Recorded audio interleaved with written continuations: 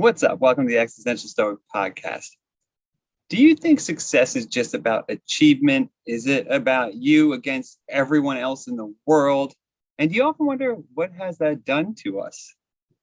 I have. We have, because we were talking about this earlier. So, let's talk about that today. Is our idea of success dangerous? Today on the Existential Stoic podcast. I'm Danny. I'm here with Randy. What's up, Randy? Yo, Danny. Yeah, I think, Well, like you mentioned, our idea of success can be dangerous because it's very one-faceted. yeah, it's a good way to say it. It is, right? It's all about like achievement and the dollar bill, getting that money. And there's so much, there's so many casualties that occur because of that. Like, look at the harm that we're doing to the planet just in the name of success and all this stuff. And the planet will out survive us, sure, but we'll have this I don't know, hundreds of thousands of years or whatever in the future, whatever creatures are here will find a whole bunch of plastic and they'll be like, ooh, what kind of creatures developed this? Like that'll be our legacy, just like a giant layer of plastic across the earth. Yeah, it'll be like that you'll dig down far enough and you'll find it, just like when they do with like the asteroid that hit. It's funny too, because it's like the things we do in the name of just making money and success and trying to outdo the other person and trying to bury the other without really thinking about like the long-term effects, without thinking about community, without thinking. And like when we were talking about this before too, I think it's interesting. It's like, what are we losing in the process, and has this really harmed us? I mean, because it is a question that I think about a lot, like because there is that part of me that like I know that if I just work all the time, I can do really well at whatever I put my mind to, and I can do, succeed. But you also are sacrificing, you're making a choice, right? You're sacrificing family, friends, other hobbies, other things you enjoy. You're sacrificing spending your time how you want in other ways that might be enriching, quality, that might actually make you happy. And so like, is this idea of success also making us, I mean, we have probably one of the easiest existences in history for human beings right now, but it's also like happiness is ranked super low. Most people are unhappy, they're miserable. Mm-hmm. Yeah, because I think we're chasing the wrong things. And I had a very vivid experience of this past week. So like everybody who listens to the podcast knows that I'm very results driven, very high achievement, everything like that. Well, this past week, one of my really good friends, she went to the hospital for surgery, and I felt like I had to be there to, when she woke up from surgery, to help take care of her. And so I went and I did, and I struggled with that because I was like, but if I do that, that means I'll be uncomfortable. That means I won't be able to get done all the stuff that I need to achieve. And all these things popped up. But it was like really deep inside me where I knew I had to go do that. So I did that. And literally like the 4 days that I spent, I found everything that I've been searching for in those like 4 days, like the fulfillment, the peace, the contentment, like my life feeling like it's a holiday, like all this stuff that I've been searching all over for. Like maybe if I just make some more money, or maybe if I just choose the right profession, or maybe if I do like all of that stuff, I just found that from being in service to someone else. And it was just, it's like, it doesn't make sense. That's the thing. It doesn't make sense, but it happens. But I think it kind of, okay, hear me out. I think it might make a little sense though, right? Because it's like, we all have this idea that like, if we get this success, if we get this, like, we'll be fulfilled, we'll be happy. But then when you do something like that, like you were lucky, you were in a position, you were able to do it, which is awesome, right? You're able to be there for them. You're able to be there for a friend, and you're like the most important person in the world when you're doing that, because you're literally like, you're objectively making their life easier, better. You're needed. It's like appreciated. You know what I mean? Like it's not, and it sucks because I feel like so much of like what we're motivated by is selfish. And I don't think that's a bad thing by any means. But like you said, right, you were worried about being uncomfortable, initially at least, right? Yeah, because I had to sleep on a hospital couch, like, Yeah. So it's not comfortable. I had to sleep on a hospital couch, but like, it didn't even register. Like I had such deep sleep while I was there. No issues or anything. Like, yeah, so crazy. Isn't that funny? It's just like just being there for somebody else.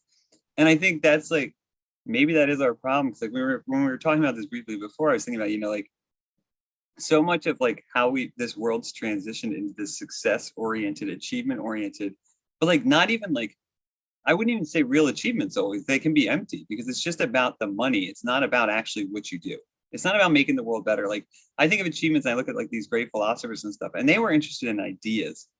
And like they didn't earn a lot of money. Most of them were, fairly poor or, whatever. But like it's interesting because I think our the orientation has shifted. It's very selfish, it's very individualistic. We've kind of lost that community and we've lost our sense of like the greater purpose maybe of humanity or the greater goal of like uplifting everyone or uplifting everything. Yeah.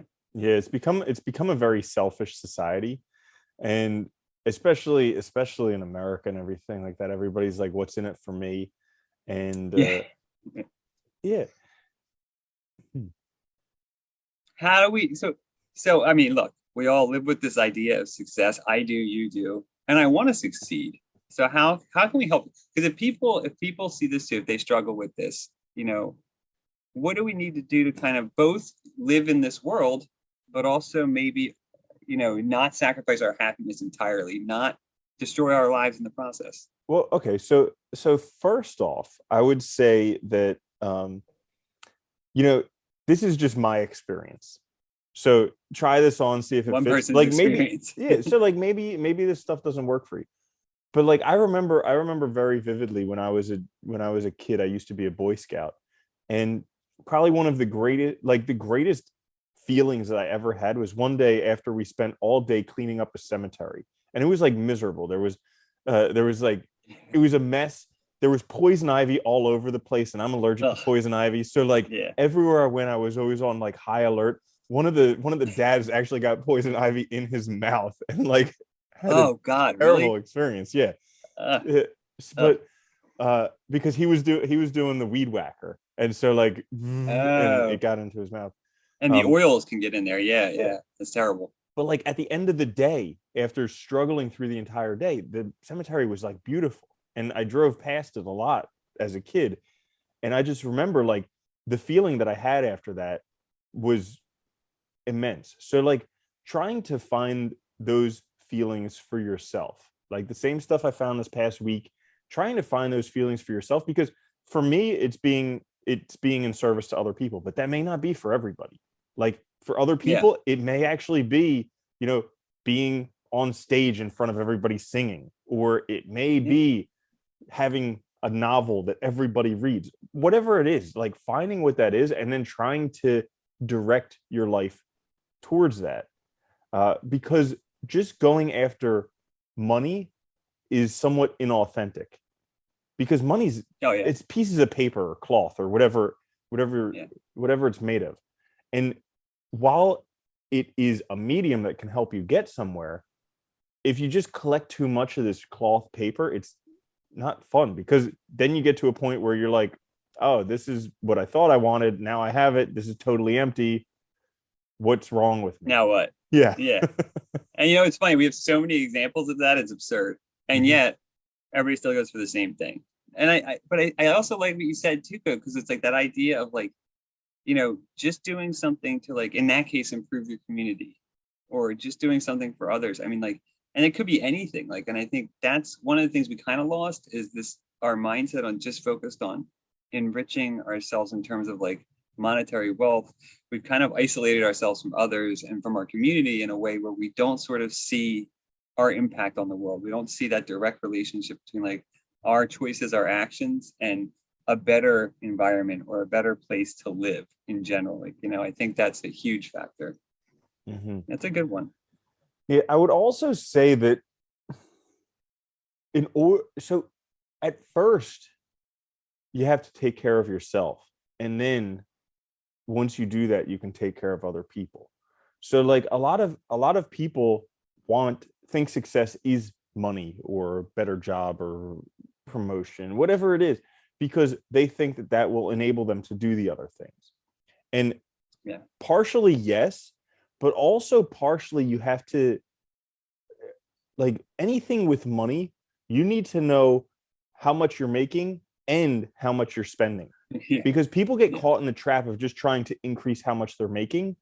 And as soon as they make more, their living expenses go up along with it. Once they get a raise, they already bought a new car. So they're not Yeah. making any more money. They're already doing the same exact thing.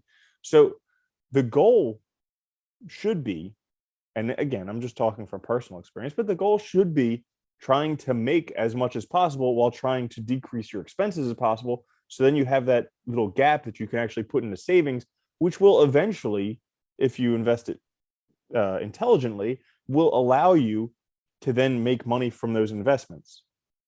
So you won't Yeah. have And to help go, other and do anything else you want to do. Right. yeah, Yeah.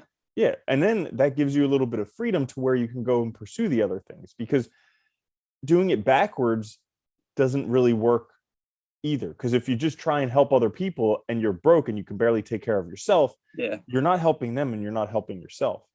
So No, you're going to bring yourself down even further, and then you're going to make it impossible for yourself to even help others, right? You destroy yourself in the process. I'm actually glad you mentioned that, because in my own experience, I think one of the things I struggled with initially too, when I was trying to get like to transition in my life and get out of depression and get things back, going in the right direction, was like the allure of wealth or money and our finances. It's like also can be tricky, because I think initially we view that as our main problem, because it's the most obvious. Like, oh, I don't have money to get these things that I want, that's why I'm unhappy. Or I don't have the money to live the life that I want, that's why I'm unhappy. But really what we're missing is that we're unhappy because of other stuff. And if we fix those problems, then we can start fixing the money problems, and then we can start fixing those other things, right? That it's impossible to do that until you take care of yourself first, and until you identify what kind of life you really want. And I think, but so many of us miss that, because, you know, not being able to pay your bills is so apparent and readily, like, you just acknowledge it all the time because you're getting letters and stuff like that, that like you forget that I can't pay my bills because of these other issues that I need to address now, and then that other stuff will take care of itself. yeah, absolutely. And I mean, there are really good resources for that, like the book, The Total Money Makeover by Dave Ramsey. That's incredible. Also, there's a really good book called Life and Air, which is millionaire, except you replace million with life. Yeah. So Life and Air. And that's a really good one because it actually is about creating the ideal life that you want, not about accumulating this massive money. So Yeah. yeah, so those are No, that's really, the oh, yeah, those oh, are go ahead. really I was gonna important say that. things to do. Go for it, Danny. Now let's keep talking to each other. It's fine. Sorry. No, I was gonna say that's another really good point too, which is I think like getting caught up in that idea that that's the good life, and you just totally miss out on like creating your own life, because that's just one facet of a life, and we all focus on it like as if that makes or breaks a life. But it's such a small thing into like your whole quality of life, what matters to you, what's valuable, what makes your life better, and what can even be a good life. Because I think we've talked about this before. Not everybody would want the life of Elon Musk. I totally wouldn't. That is not appealing to me at all. And so that direction would not be good for me to go in. So it's like you need to understand, I think, those values and find out what's right for you before you can even start on that journey. But we get it thrown in our face so much that that is the best life, that's success. That's what it looks like. That it's hard to even envision anything else. It's almost like we have like narrowed our perspective of success to such a small thing that it kind of pushes out everything else. Yeah, and I've also noticed that especially with money, a lot of people are gamblers, and also a lot of people don't really understand the golden rule. So, Yeah. so like first I'll talk about the gamblers. Is a lot of people keep trying these things that have like a 1 in 100 million chance of winning, like playing the lottery. Yeah. A lot of people play the lottery, but it's basically a tax on people who can't do math. And Yeah. so the chances of winning are so small. Yes, if you win, you're set for about a year until you spend all the money, and then you're worse off afterwards. Yeah. But like most people don't get that playing the lottery has like a less than 1% chance of winning. But what we talked about earlier, where Way you, less than 1%. yeah, I know, Like, but we'll just it's say so minute. we'll Yeah. just say 1% because Yeah. that's something that the mind can conceive. Yeah. You know, Yeah. Yeah. whereas like something like making more than you spend and investing that amount in just a simple like index fund, S&P index fund gets between 8 and 12% per year on average. Well, the chance of winning with that over 30 years is like 99%. So yeah, you will have more than you put in. Yeah. So like a lot of people are gamblers. They just keep trying these things to get rich quick, and nobody gets rich quick except for the person who created that get rich quick scheme. All right. But that again goes back to, I think that's that small narrow window or idea of what success looks like, right? And it's trying to get there with no work. It's trying to just magically now I'm successful. I have money, as if that changes anything. Yeah. And then the other thing is people don't understand the golden rule. So like do unto others as you want done unto yourself. Like a lot of people get short-sighted because they feel that they need the money now. They're willing to exploit others, steal from others, do all these things. And they don't realize they have to like live with themselves for the rest of their life. Like there was somebody I know who a week or two ago really revealed his character to me when he was looking for a way to cheat other people out of all of their money. And immediately, like at that moment, I was like, okay, we can't hang out anymore. Like, Yeah. I did what I could to like try and let him recognize that, like, even though it's over the computer, those are other people. Like they exist. I know they don't feel like that to you, but they actually exist. But like it really revealed his character. Like, and I asked him, I was like, would you want someone to do that to you? And he's like, no. And I'm like, well, then why on earth would you do that to somebody else? Like, don't you see it's just going to come back to you? And I mean, he's young. Maybe it didn't really resonate, but it was just like the ends that people will go to accumulate this cloth or paper dyed in a specific color, green. You know, it's crazy. Well, it is. It's crazy, and you really see how people destroy their lives because of it, and it sucks because it's like that's why so many people I think are unhappy too, because like you said, they find these ways where you might be able to cheat people to get that money, but then you have to live with that forever. Where they're so short-sighted looking at just the ends that they don't see the means. They don't see all the consequences either connected to it. Okay, philosopher. The end justifies the means. Everybody knows that saying. Machiavelli. Yeah. The end justifies the means. When does it not? When does the end not justify the means? Well, you have to actually know what you're talking about when you talk about the ends justifies the means. What ends? What value justifies it? Are we talking about life? Are we talking about happiness? Are we talking about community? Are we talking about wealth? What are we talking about? And why does it justify? I think this is what people forget. Yeah, it's fun to say the ends justify the means, and it's an easy thing to say, but that means nothing unless you know what you're actually talking about and what you value. Because I might be able to say like, I could cheat these people out, get all this money, but if that's totally contrary to my values as a person, to my sense of humanity, to how I want to live my life, then those ends do not justify the means of getting it. And there's got to be a better way. And I think that's what we keep forgetting, because like this idea of success is so short-sighted, Yeah. That's a great point. So there was this, I'll remember the name of it. But anyways, this idea that abundance, money, wealth, all of this stuff is a zero-sum game. Like if I win, everybody else has to lose. Yeah. It may seem that way, but it's not true, because the more value I create, the more that can be created for others. Like for instance, look at a good book. Okay. You read a good book and imagine sure, you had to pay money for the book or you rented it from a library, whatever it is. But guess what? All the people who read that book, they can get value, and it can just grow and grow infinitely. So the idea of, especially with trying to cheat people, thinking that it's somewhat limited, you get caught, because really it just keeps on growing. Look at how much money they're printing in the world. I think it's like $30 billion a month, something like that. 300 billion it's a insane. month, something like that. Yeah. And so it's literally infinite. But like the more value you can provide, everybody else can provide more value from that, and it just kind of flowers. So it does. No, and I think you hit the nail on the head there too, which is the idea of value. What is valuable? And I think money in and of itself is not valuable. People forget this. It's a means to an end. Money is an intermediary. It's a way of exchange, right? You trade something for something else, and money is an easy exchange rate, right? It's an easy way to say this is worth this much, that's worth that much, here you go. But it's just a means to an end. You get money or you acquire money so you can live your life. You can do other things. the money itself has no value. And when we've turned this whole thing into just acquiring money, we basically made our whole lives about acquiring something that is in itself valueless. And I think that's what people forget. They think they'll be happy if they get money, but they haven't gotten anything of value, nothing. And that's why they're still unhappy, because you haven't actually made your life better. You haven't raised your quality of life. You might have like subjectively, but not in any actual real way.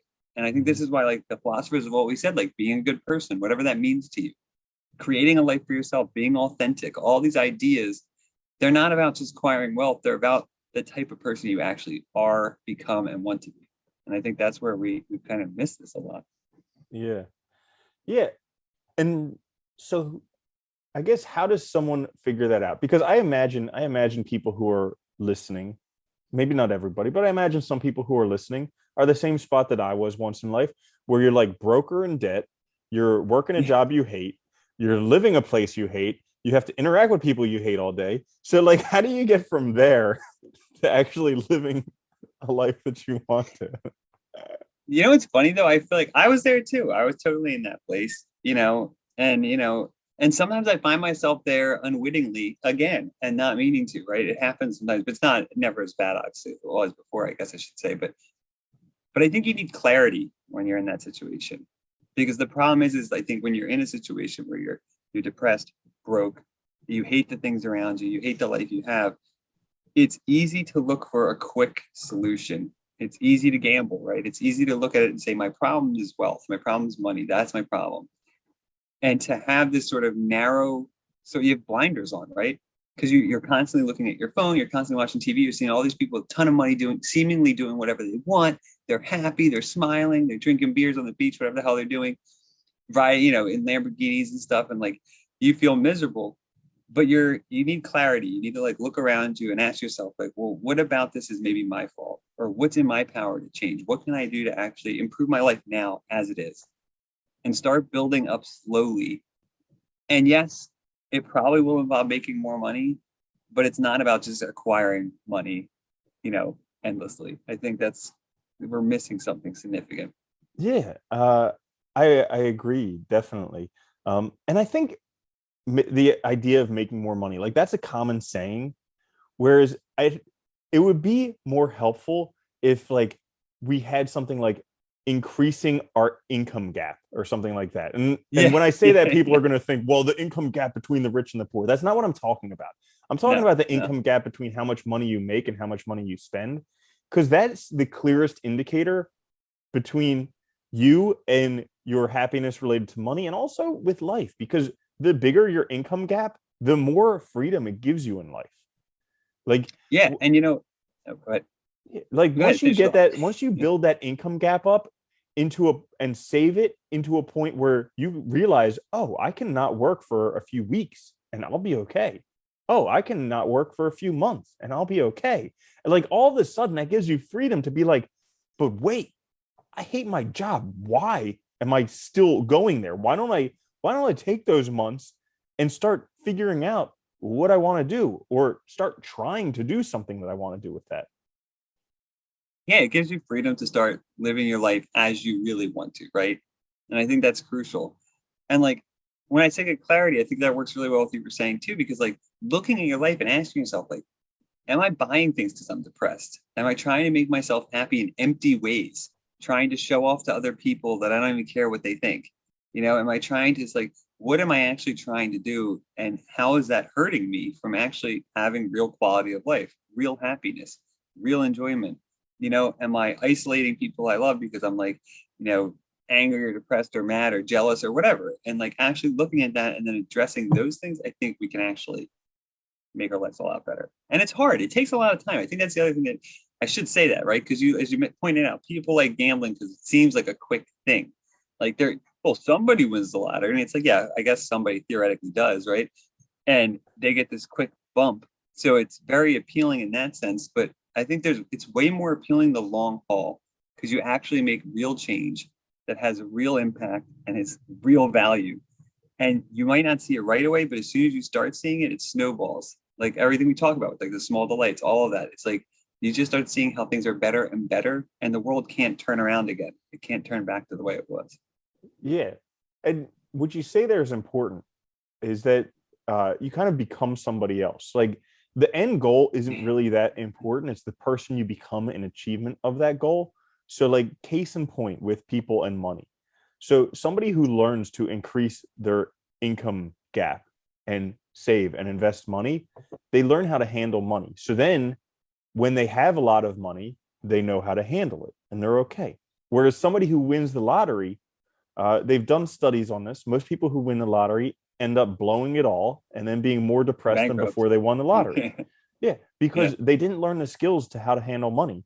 And so all of a sudden Yeah. they get all this money and it's gone because, yeah. Well, no, and it doesn't feel like they didn't earn it. So they're quick to hand it out to whoever asks because it doesn't feel like theirs. And it's not theirs in some important sense, right? It just happened.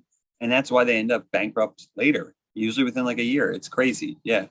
Mm-hmm. Yeah. And I think that's important. You know, so I think it's, you got to find things that actually really matter to you. That's what I think we're saying, right? Mm-hmm. Something like that. Yeah. Yeah. So I think it goes back to like looking back through your life and definitely taking out a paper, pencil, journal, whatever it Yeah. is, and using that while you're doing this.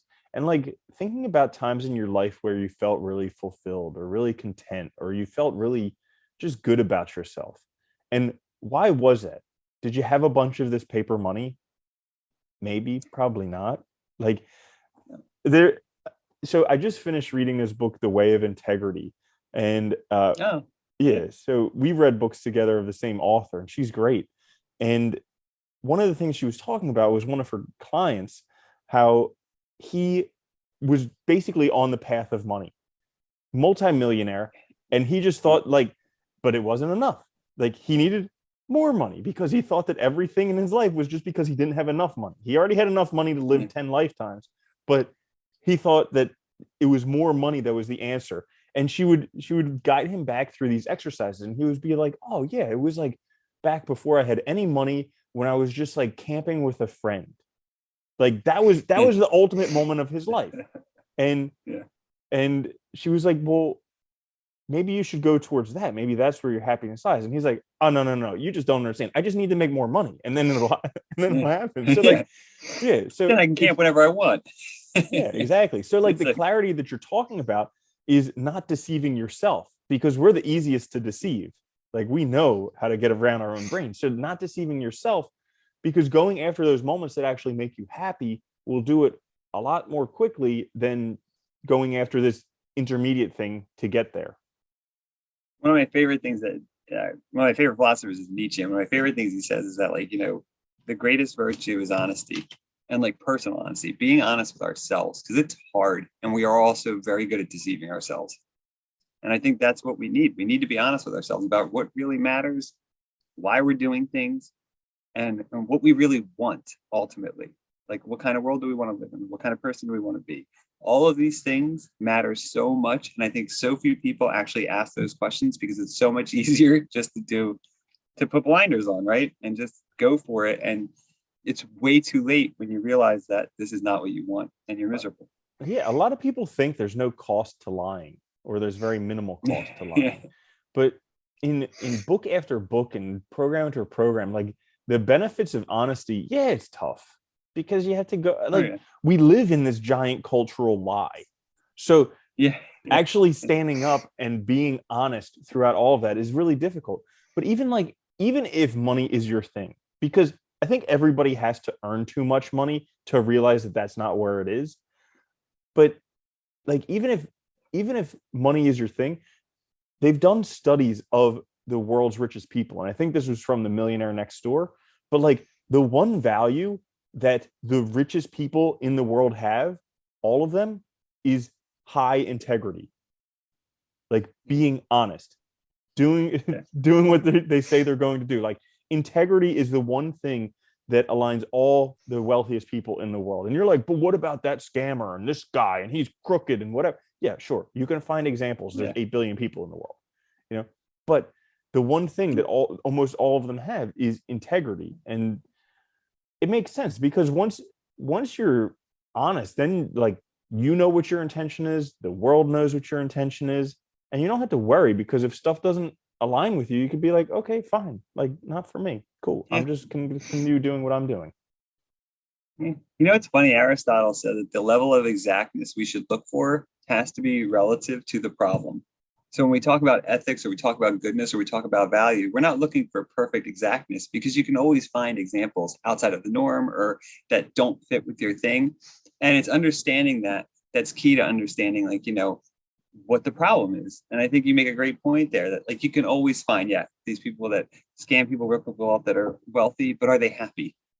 Are they good people? Do they have that life that like you really want? And understanding that, because you see that like, yeah, there might be things that don't fit our model, but that doesn't necessarily matter. You know, it's not always important. Yeah. So I just want to talk about one more thing, I think. So Go ahead. I was looking at the cover of this book the other day, Why the Rich Get Richer, which is by Kiyosaki, same guy who wrote Rich Dad Poor Dad. And I was looking at the cover of the book, and the cover of the book is like, if you can imagine a really, really rich person's mansion, like they have this giant house, and then they have this super long driveway that's like, that has these green Yeah. hedges on the side of it. And then at And the the very end circle. of that, yeah. And then at the very end of that super long driveway, there's a fence. And I was looking at that and I was like, man, how lonely and terrible would that be to be that secluded from the world, from other people, from the community that like literally we're social animals. We need to interact with other people. How terrible would that be to have that much wealth that you're afraid you have to have this giant fence, you have to have all this distance between you and the other world. Like a lot of people look at money like it's a blessing, and it can be, but it can also be a giant curse if you let it Yeah. insulate you from society. And if you think it's all that matters and you're so afraid of losing it, I think you're right. Because I mean, it's isolating, right? And it makes people paranoid. It makes them scared. It makes them also think, you know, other people out together, and it makes them willing to do things that they would normally not do. And I think you're right. That's also where we lose that community and that the world that we should be a part of, right? Mm-hmm. That's, yeah, it's a pretty good place. I like that. That's a good metaphor to end on or whatever. Yeah, absolutely. You want anything else? You good? I think I'm good on this one. Yeah, just All you right. know, maybe as an exercise for everybody, just sit down after this episode with a pen and a paper and be like, aside from money, what other things would give me fulfillment and contentment? And try to be honest with yourself. Yeah. Yeah, it's a good one. And then Yeah. just a little 1% shift, like try and change your life just a little bit to go in that direction. It's all it takes. A little Mhm. bit, and then that little bit becomes more and more. I do like that. The snowball effect's very helpful Mhm. because it's true. Yeah. Yeah. So is I think so. I think we kind of answered that question. So I think our notion of success can be dangerous depending on what our notion of success is. Yeah. So think it through. Don't have a dangerous notion of success. Thanks for listening. Check us out later this week for a quick fix.